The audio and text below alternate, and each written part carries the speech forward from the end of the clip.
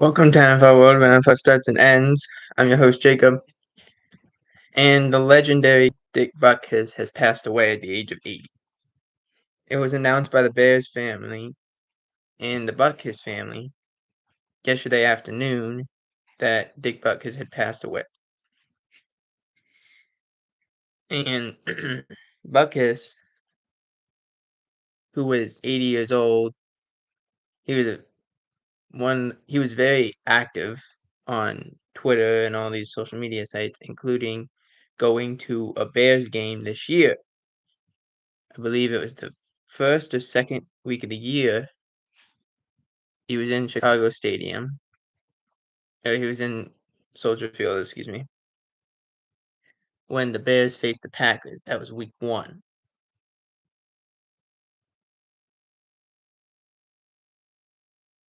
And for Butkus,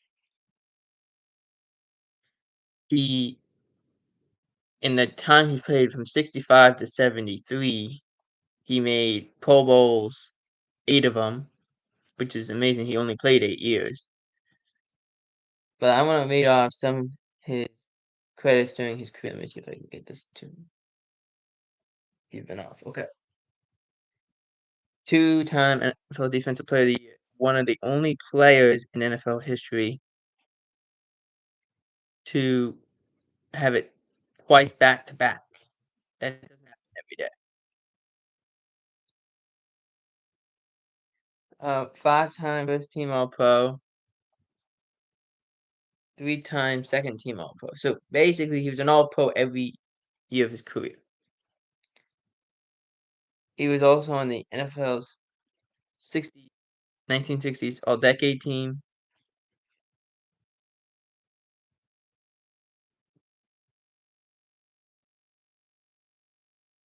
And on the 1970s All-Decade team. To put that in perspective, there's only a select few in NFL history that really happens to. So Butkus, who ended up only starting to play in the NFL in 1965, was on the 60s All-Decade team. That's impressive.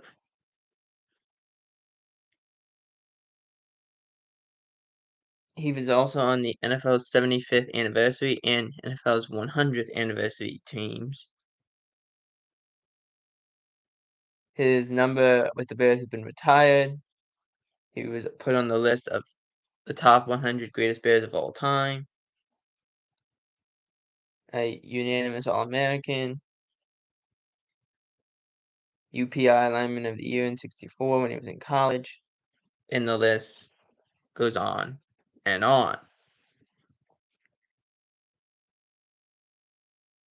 The best thing I can explain, and it's a story from the legendary Deacon Jones. Deacon Jones had a little poem that he went by. And he was talking about Butkus. And he was saying, roses are red, violets are blue. If you have any sense, you'll keep Butkus away from you. Which means you might as well just not play. Because that guy's going to find a way to make your life awful. From the way he hit you, the way he performed. He was such a menace. 22 interceptions, 27 fumble recoveries. That's how aggressive he was as a tackler. He was an aggressive tackler. And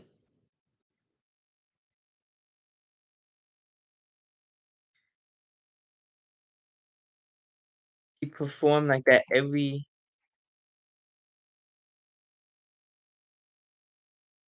day in his NFL career.